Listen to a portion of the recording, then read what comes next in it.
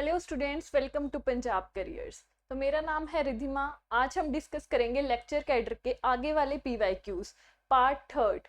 ठीक है, तो लेट्स स्टार्ट आवर लेक्चर।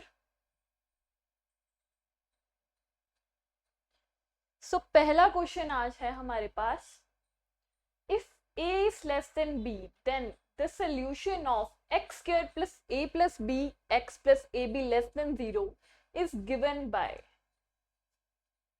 देखने में बहुत इजी लगता है ये क्वेश्चन, बट बहुत सारे बच्चे डायरेक्टली इसको देखकर गलती कर जाते हैं।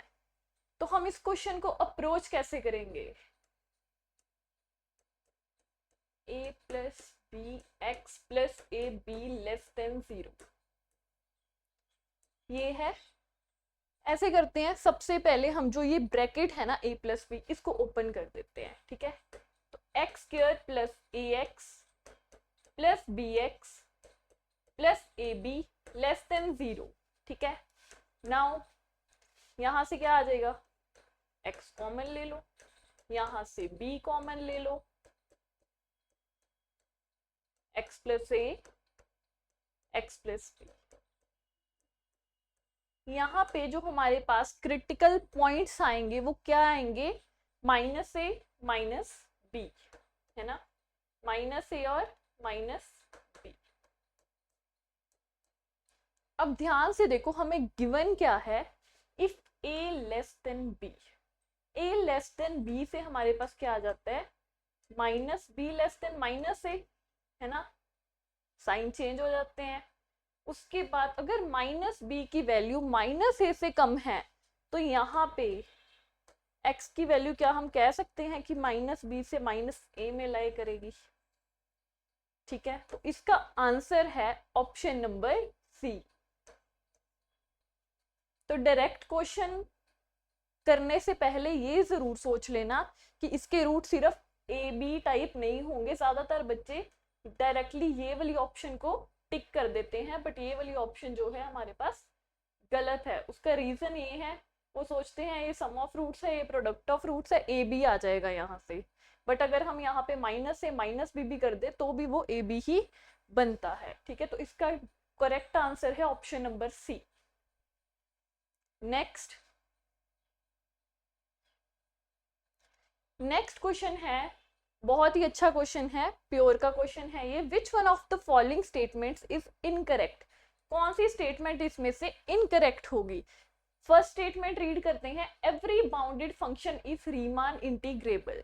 ठीक है, हर बाउंडेड फंक्शन रीमान इंटीग्रेबल होता है। ऐसी तो कोई प्रॉपर्टी हमने वैसे पढ़ी नहीं है। अब हम कैसे अप्रोच करेंगे? काउंटर एग्जाम्पल से। काउंटर एग्जाम्पल बना के देखते हैं। इसकी एक स्टैंडर्ड काउंटर एग्जाम्पल होती है, आपने ये फंक्शन का नाम सुना होगा, ड्रीचलेट्स फंक्शन। ड्रीचलेट्स फंक्शन किस तरह का होता है? अगर तो x रैशनल को बिलोंग करता है, ठीक है, तो आंसर आता है 1। और अगर रैशनल को नहीं बिलोंग करता, या कह लो इरैशनल को करता है, तो आंसर क्या आता है? 0। अब ये फंक्शन बाउंडेड है कि नहीं, सोचो। ये फंक्शन कैसा है? क्लियरली बाउंडेड है ये फंक्शन, है ना। क्या ये फंक्शन रीमान इंटीग्रेबल भी है? चेक करो कि क्या ये फंक्शन रीमान इंटीग्रेबल है कि नहीं है।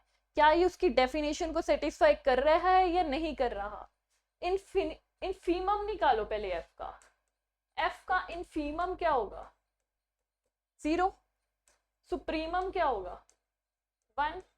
क्या लोअर सम अपर सम के इक्वल आएगा? नहीं, एक 0 है, एक 1 है, तो कभी भी लोअर सम अपर सम के इक्वल होगा ही नहीं इस केस में, है ना। तो this function is not Riemann integrable. तो ये रीमान इंटीग्रेबल नहीं है। ठीक है, तो हमारे पास पहली ऑप्शन ही यहाँ पे इनकरेक्ट होगी। उसने इनकरेक्ट ही पूछे हमसे, ये ध्यान देना पेपर में कि करेक्ट पूछा है या इनकरेक्ट पूछा है।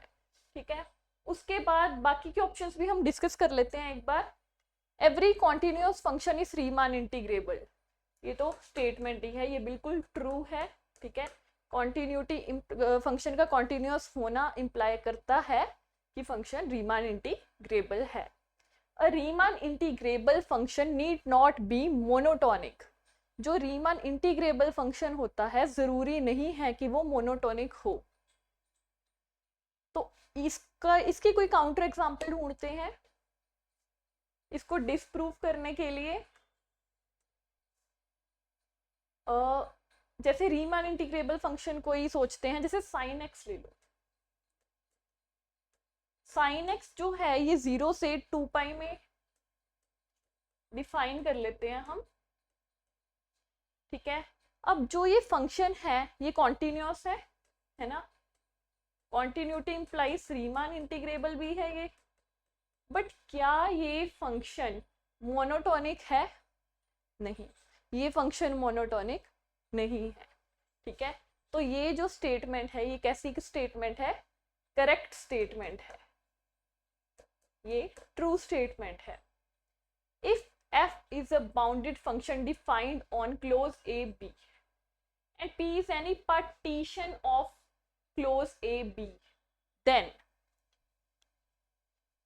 okay wait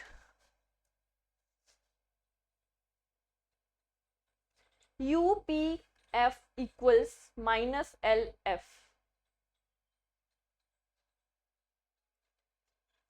u p f equals minus l p f कोई बाउंडेड फंक्शन है। बाउंडेड फंक्शन का यहाँ पे क्या मतलब है कि इसका इनफीमम और सुप्रीमम एग्जिस्ट करता होगा, है ना। उसके बाद अगर इसका इनफीमम और सुप्रीमम एग्जिस्ट करता है, क्या मैं ऐसे कह सकती हूँ कि किसी फंक्शन का जो सुप्रीमम है वो नेगेटिव ऑफ इनफीमम है? कुछ इस तरह से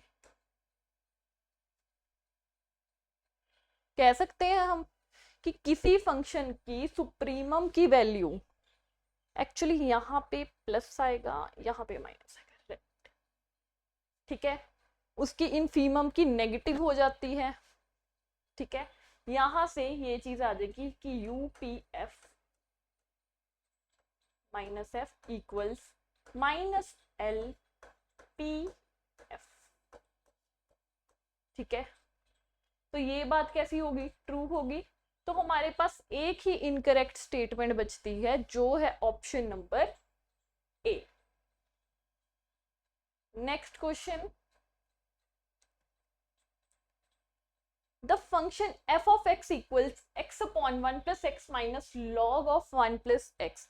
अब इस क्वेश्चन को किस तरह अप्रोच करोगे कि ये डिक्रीज करता है, इंक्रीज करता है, फाइनाइट इंटरवल में करता है या डिक्रीज फाइनाइट इंटरवल में करता है, तो किस तरह अप्रोच करोगे, किस तरह सोचा जाएगा इस फंक्शन इस क्वेश्चन के बारे में।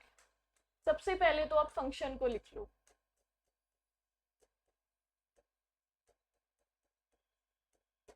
ठीक है। फंक्शन लिखा।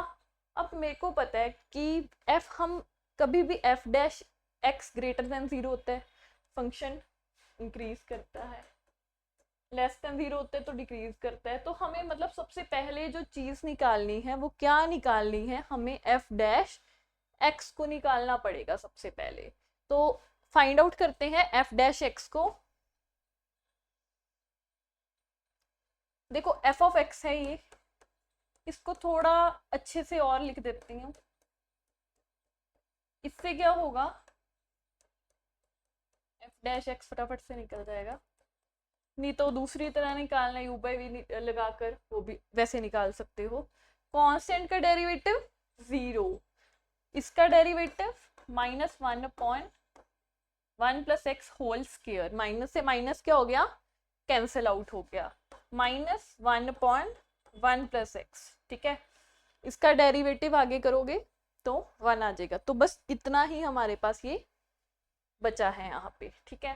अब यहाँ पे क्या कर सकते हैं, ऐसे करते हैं एलसीएम ले लेते हैं इसका, 1 प्लस एक्स होल स्क्वायर ले लो, 1 माइनस 1 प्लस एक्स, है ना। तो ये क्या बचा, minus x upon 1 plus x का होल स्क्वायर। अब ये टर्म तो हमेशा कैसी आएगी, पॉजिटिव आएगी। x की वैल्यू हमें क्या दी गई है, x की वैल्यू हमें दी गई है greater than 0, positive value x की दी गई है, तो ये x भी पॉजिटिव है, तो ये नेगेटिव के कारण ये सारी टर्म लेस देन 0 हो जाएगी। और अगर f dash x less than 0 होता है तो फंक्शन ऑलवेज क्या करता है, डिक्रीज करता है फॉर ऑल x। ठीक है, तो ये था हमारा आंसर। तो समझ आया इस क्वेश्चन को हमें किस तरह से अप्रोच करना है, जस्ट डेफिनेशन पता होनी चाहिए थी, f डैश x निकाला और आंसर आ गया हमारा। नेक्स्ट क्वेश्चन देखते हैं। The point on the curve y equals x square where slope of the tangent is equal to the x coordinate of the point is। Curve दे रखी है, जो स्लोप है ना टेंजेंट की, जिसे हम dy by dx भी कह देते हैं, है ना, स्लोप ऑफ टेंजेंट, वो किसके इक्वल टू लगा दिया। ठीक है, the x coordinate of the point, x coordinate of the point के इक्वल है। कोऑर्डिनेट्स हमने x y ले लो, x y कोऑर्डिनेट होते हैं हमारे पास। अब dy by dx क्या आएगा, यहाँ से देखो 2x, यहाँ से x की वैल्यू क्या आएगी 0, x की वैल्यू 0 इसमें पुट करो तो y की वैल्यू क्या आ जाएगी 0। हाँ ना, सबसे सिंपल और इजी क्वेश्चन। बस जैसे स्टेटमेंट आपको दी गई है उसकी इंग्लिश को मैथमेटिकल फॉर्म में लिखा और आंसर आ गया, बस ये अंडरस्टैंडिंग थी इसमें यहाँ पे। बाकी सभी तो सारे स्टेप्स बहुत ही इजी हैं। ठीक है, नेक्स्ट क्वेश्चन देखते हैं। नेक्स्ट क्वेश्चन में रोल्स थ्योरम है। रोल्स थ्योरम की स्टेटमेंट पता होनी चाहिए। ठीक है, is applicable in the interval this -2 से 2 for the function -2 से 2। अब कॉन्टिन्यूस पॉलिनोमियल फंक्शन है, कॉन्टिन्यूस होंगे, फिर डिफरेंशिएबिलिटी ओपन इंटरवल में चेक करते हैं। थर्ड स्टेप चेक करते हैं f of -2 equals f of 2। ये स्टेप चेक कर लेते हैं हम। अब एक तो तरीका आप सभी में वैल्यूज पुट कर करके चेक करो। अब ध्यान से देखो, जो फर्स्ट फंक्शन है एक्स क्यूब, ये कैसा फंक्शन है, मोनोटोनिक इंक्रीजिंग फंक्शन है ना। तो क्या कभी -2 और 2 की वैल्यू इक्वल होगी? डायरेक्टली पता चल रहा है, इसके ग्राफ से पता चल रहा है, कभी भी ये इक्वल नहीं होगी। तो इसको आप यहीं पे क्रॉस कर। ठीक है, सिमिलरली ये वाली सी ऑप्शन देखो, इसके जैसी ही है, सेम फंक्शन है, ये भी कभी नहीं होगा। उसके बाद डी ऑप्शन देखो, f of x is equal to x का मॉड। x का मॉड जो होता है वो डिफरेंशिएबल होता ही नहीं है जीरो पे, जीरो इसमें आ रहा है ना, तो ये ऑप्शन भी क्या होगी, कैंसिल आउट होगी। तो एक ही ऑप्शन बची है, पॉलिनोमियल फंक्शन है, कॉन्टिन्यूअस भी होगा, डिफरेंशिएबिलिटी भी चेक हो जाएगी इसमें, और ये प्रॉपर्टी भी सेटिस्फाई करेगा। ठीक है, तो बी ऑप्शन जो है वो क्या है, यहाँ पे हमारा करेक्ट आंसर है। इसके लिए बस वही आपको रोल्स थ्योरम होगी, मीन वैल्यू थ्योरम होगी, जितनी भी थ्योरम्स हैं उनकी स्टेटमेंट्स अच्छे से आनी चाहिए। एप्लीकेशन में कुछ भी मुश्किल नहीं आया है ना। या तो डायरेक्ट हमने अभी तक देखा स्टेटमेंट पे क्वेश्चंस बन रहे हैं, या फिर क्वेश्चंस कैसे बन रहे हैं, बहुत ही कोई बहुत ज़्यादा मुश्किल क्वेश्चन नहीं देखने को मिला, सिंपल सी उसकी एक एप्लीकेशन देखने को मिली है ना। सिर्फ चेक ही करना है आपको, इवन पूरी तरह से उसको अप्लाई भी नहीं करनी है। सो नेक्स्ट क्वेश्चन है, इसीलिए हमें जो तैयारी करनी है ना वो इसी अकॉर्डिंग करनी है। इसीलिए मैं सबसे पहले आपसे PYQ डिस्कस कर रही हूँ, जिससे हमें ये आइडिया लगेगा कि हमें एग्जाम के लिए पढ़ना क्या क्या है। ठीक है, एग्जामिनर का माइंडसेट क्या है, किस तरह के क्वेश्चंस करने हैं। ठीक है, तो इसके लिए प्रॉपर स्ट्रेटेजी होनी चाहिए हमारे पास। एक एग्जाम को अगर क्रैक करना है तो स्ट्रेटेजी से ही क्रैक होगा एग्जाम, इस तरह से क्रैक नहीं होता कि हम सारा सिलेबस शुरू से एंड तक पढ़ लें। ठीक है, अगर आप भी हमारे साथ जुड़ना चाहते हैं तो आप डाउनलोड कर सकते हैं निम्बस करियर ऐप को, या फिर ये दिए गए हुए नंबर पर कॉल भी कर सकते हैं। ठीक है, इसके बाद नेक्स्ट क्वेश्चन देखते हैं। Next question, if x is equal to sin inverse 3t minus 4t cube, ये गिवन है x, y गिवन है हमारे पास cos inverse root of 1 minus t square. आपको dy पे dx निकालना है। अब ऑप्शंस में तो ऐसा कुछ नहीं गिवन है कि मैं डायरेक्टली सॉल्व कर पाऊँ, इट मीन्स मेरे को क्वेश्चन को ही सॉल्व करना पड़ेगा प्रॉपरली। अब ध्यान से देखो इस क्वेश्चन को, यहाँ पे ये चीज थोड़ी देखी देखी नहीं लग रही है। अगर मैं t को साइन थीटा पुट कर दूं, t को अगर मैं साइन थीटा पुट कर दूं, ये फॉर्मूला किसका बनता है? साइन 3 थीटा का फॉर्मूला बनता है, डायरेक्ट बन गया। थीटा की वैल्यू वापस से पुट कर दो, साइन इनवर्स टी, तो x की वैल्यू यहां से आ गई मेरे पास साइन इनवर्स टी, और y की वैल्यू यहाँ पे t को क्या पुट करे, साइन पुट कर देते हैं, क्योंकि 1 माइनस साइन कॉस बनेगा और फिर cos cos inverse root of 1 minus sine के थीटा, क्या आ जाएगा कॉस थीटा, और थीटा की वैल्यू वापस से पुट की तो क्या बन गया y equal sine inverse t. अब साइन इनवर्स टी ये भी पड़ा है, ऐसे करते हैं इसको y से रिप्लेस कर देते हैं। यहां से क्या बन गया, इन दोनों से x is equal to 3y, ये चीज बनी x is equal to 3y। अब हमें क्या निकालना है, dy बाय dx। क्लियरली यहाँ से dy बाय dx कितना आ गया 1/3, 1/3 ऑप्शन नंबर ए में। ठीक है, तो अगर तो आप इसको प्रॉपरली सॉल्व करने लग जाते फिर तो बहुत टाइम लग जाता है। तो आपने देखना है कि कोई फॉर्मूला बन रहा है किसी चीज में, है ना, किस तरह अप्रोच करना है ये पता होना चाहिए अच्छे से क्वेश्चन को। ठीक है, ताकि हमारे पास कम से कम टाइम लगे, क्योंकि हमारे पास पेपर में हमारी स्पीड ही मैटर करती है। कॉन्सेप्ट इतना मुश्किल नहीं पूछा जाता, सिर्फ स्पीड मैटर करती है। और स्पीड कैसे बनेगी, ट्रिक्स लगाने से, क्वेश्चन प्रैक्टिस ज्यादा से ज्यादा करने। नेक्स्ट क्वेश्चन देख लेते हैं। If y is equal to tan inverse secant x minus tan x। Okay, तो क्वेश्चन कह रहा है कि y इक्वल है tan inverse secant x minus tan x के, तो dy बाई dx किसके इक्वल होगा। dy बाई dx निकालना है, डेरिवेटिव करना है। अगर इसका डेरिवेटिव किया जाए तो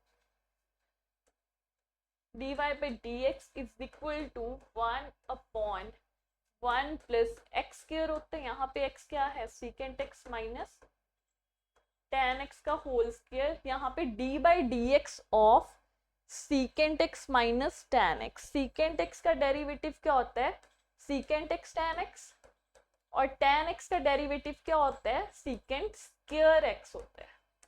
ठीक है, इसके बाद हम एक और काम कर सकते हैं यहाँ पे हम, कि जैसे ये डेरिवेटिव आ गया, तो डेरिवेटिव की जो वैल्यू होती है वो हर पॉइंट पे सेम आती है ना, ओवरऑल ही सेम होती है फॉर ऑल एक्स।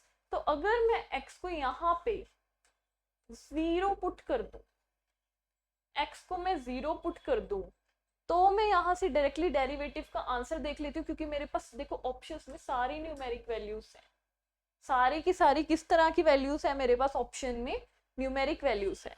तो अगर मैं x 0 पे चेक करूं तो बताओ मेरे को क्या आएगा, ये सीकेंट 0 1, टेंजेंट 0 तो 0 हो जाएगा, ये भी 0 हो गया, ये माइनस का यहाँ पे 1 रह जाएगा, तो -1/2 मेरे पास आंसर आएगा। -1/2 ये रहा, डी ऑप्शन में है -1/2। चेक कर लो, ये समझ आ रहा है सबको, ठीक है, क्लियर है ये बात। तो हम पेपर में ये ट्रिक भी अप्लाई कर सकते हैं, इवन बाकी क्वेश्चंस पे भी कर सकते हैं। ठीक है, मैं और क्वेश्चंस पे भी करके दिखाऊंगी, और अगर आपको ज्यादा से ज्यादा क्वेश्चन की प्रैक्टिस करनी है तो मैं वो भी दे दूंगी आपको। ठीक है, नेक्स्ट चेक करो। इफ x एक्सपोनेंशियल फंक्शन है, y plus sine square x then d y by d x at x equal 0। इसमें तो उन्होंने पॉइंट खुद ही बता दिया कि 0 पे वैल्यू बतानी है, ठीक है। तो d y by d x निकालना है हमें। सो डिफ्रेंशिएटिंग बोथ साइड कर लेते हैं, है ना। डिफ्रेंशिएटिंग कर लो बोथ साइड सिंपली। पहले एज इट इज, दूसरे का डेरिवेटिव डायरेक्टली लिख देते हैं डेरिवेटिव, क्योंकि x तो 0 है, इसने ये टर्म ने क्या हो जाना है, हमारे पास 0 ही हो जाना है ना।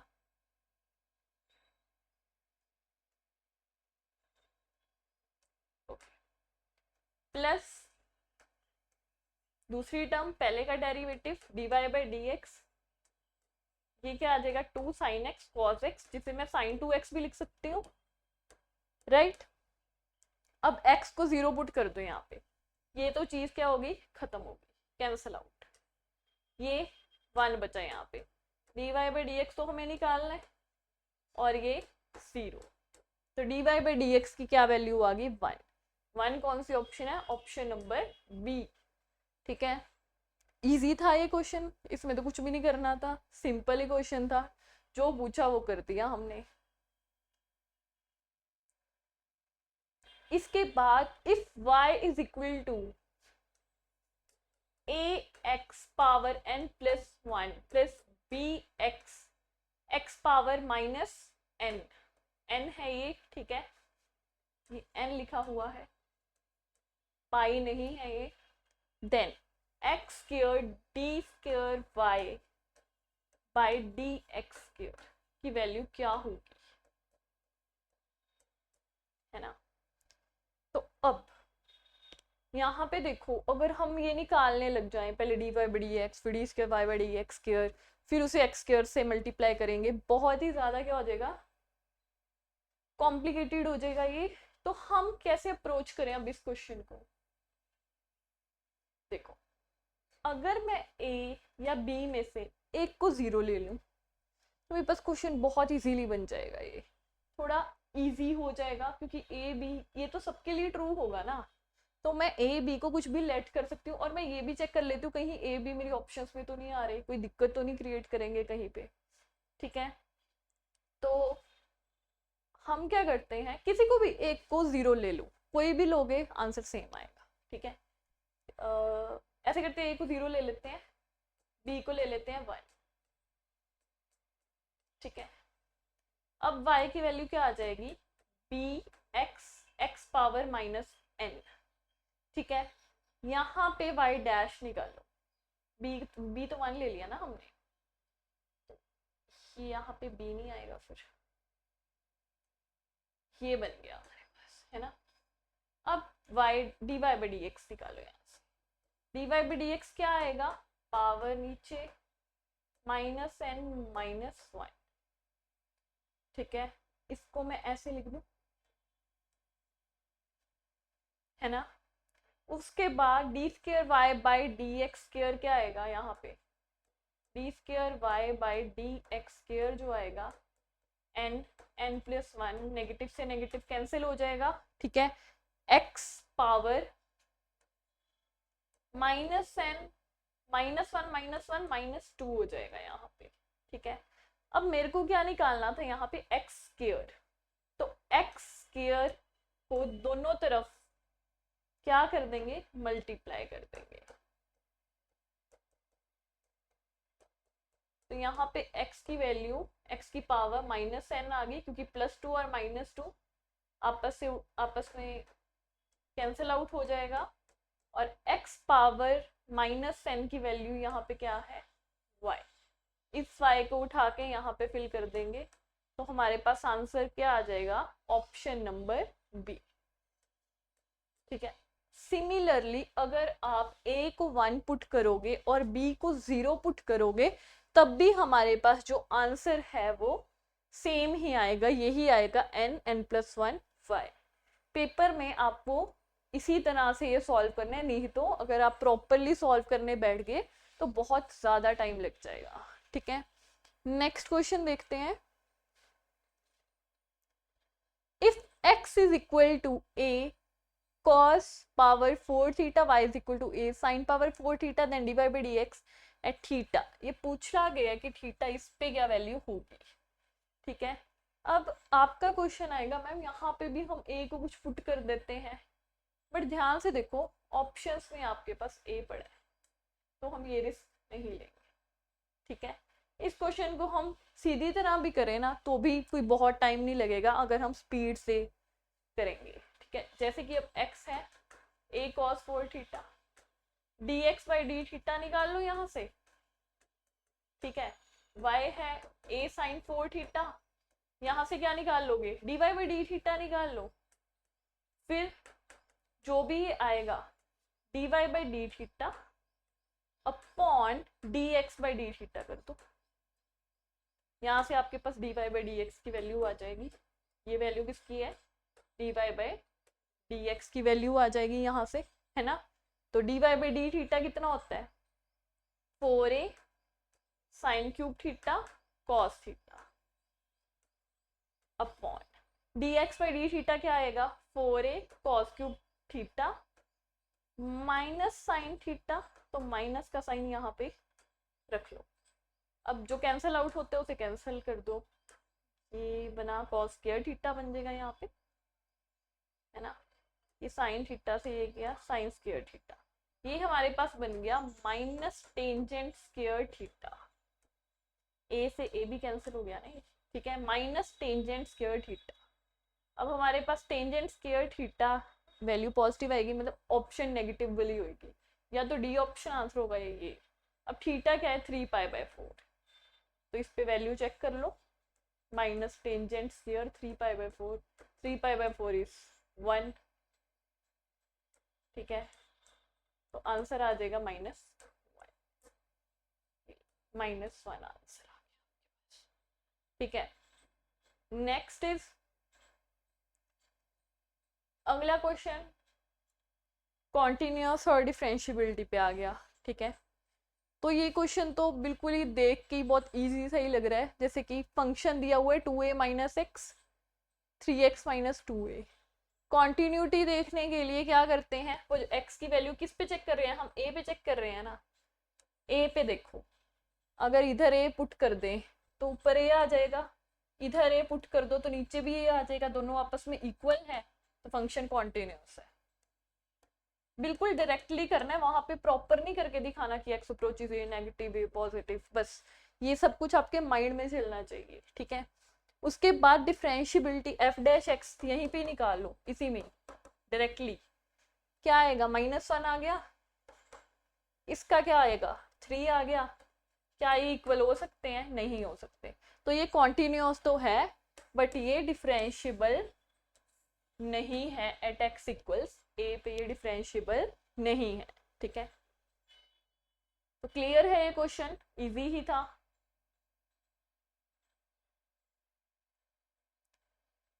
अगला क्वेश्चन ध्यान से देखो, the function f(x) is equal to x square for all real numbers x belongs to r, ठीक है।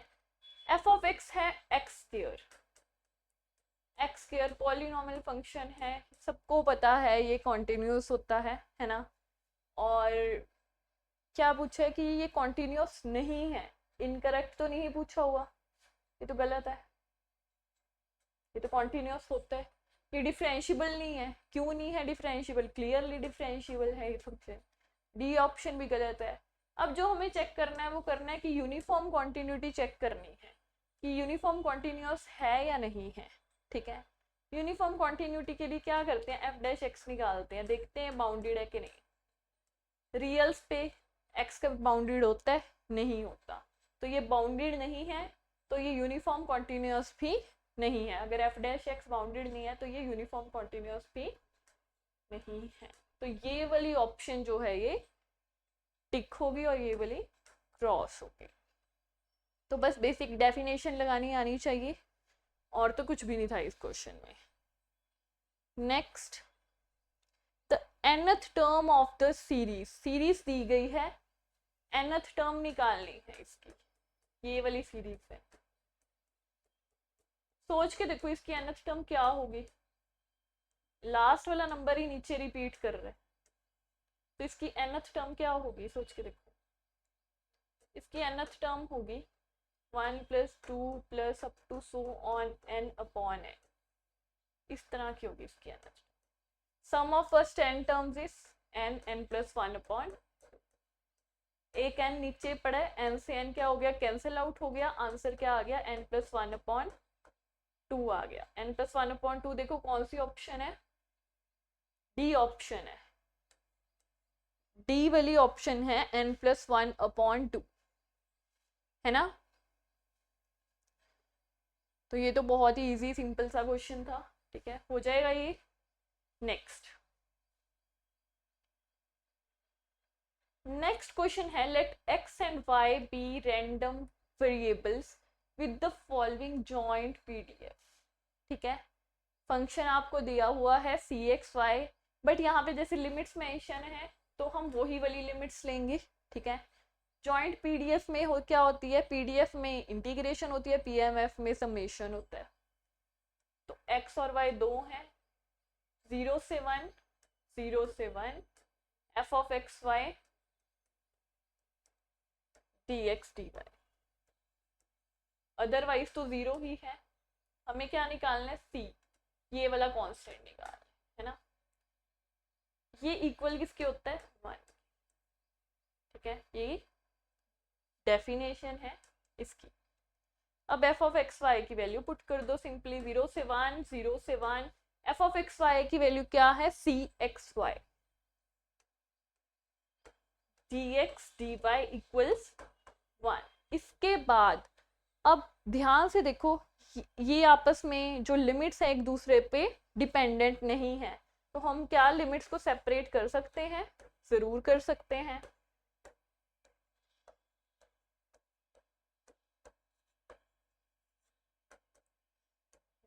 ठीक है, यहां से आंसर क्या आएगा, एक्स स्क्वायर अपॉन 2, 0 से 1, वाई स्क्वायर अपॉन 2, 0 से 1 इक्वल्स 1, ठीक है।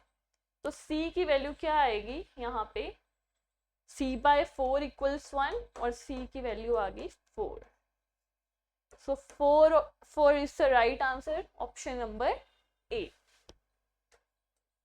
अगेन सिंपल इंटीग्रेशन थी, करना क्या था इस क्वेश्चन में, हमें सिर्फ ये फॉर्मूला बताना चाहिए, ये वाला, ठीक है, जॉइंट पीडीएफ का। एक बार देख लो ये वाला question. Moving to the next question, if the joint PMF of random variables x and y is given by p x equals x, y equals y, this PMF का क्वेश्चन आ गया। अभी मैं कह के हटी हूँ, PMF में क्या होती है, समेशन। x और y दो है तो दोनों पे लग जाएगी समेशन हमारी, है ना।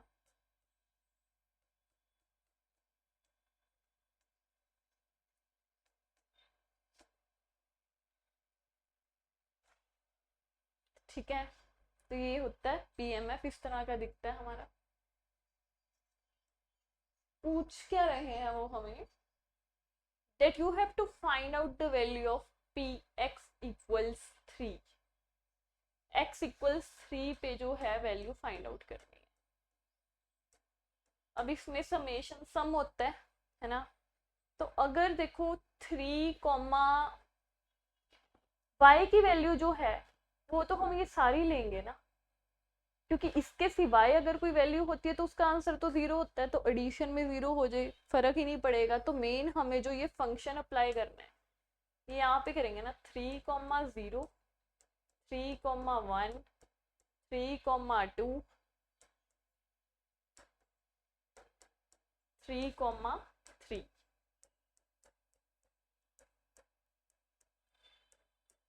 अब यहाँ पे इन सबकी वैल्यूज क्या होंगी, इसमें पुट करके देख लो।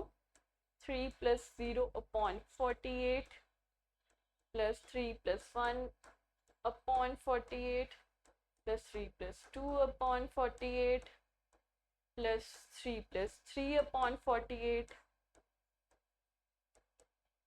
तो ये बन जाएगा आपका, इसको ऐसे करो, एलसीएम तो है ही है हमारे पास, 6, 5, 4, 3, ये बन जाएगा 18, है ना। 6 3 jar 3/8, 3/8 option, option number A, ये रही। ठीक है, कोई डाउट इस क्वेश्चन में? सिंपली एडिशन करनी थी इसमें, ये वाला फॉर्मूला पता होना चाहिए था बस। ठीक है, तो इसी के साथ हमारे आज के क्वेश्चंस खत्म होते हैं। ठीक है, होप सो आप लोगों को वीडियो अच्छी लगी होगी और आपकी तैयारी भी अच्छे से चल रही होगी। ठीक है, अगर आप भी हमारे साथ जुड़ना चाहते हैं तो डाउनलोड कीजिए निम्बस करियर ऐप को और दिए गए नंबर पे कांटेक्ट कीजिए। Thank you so much.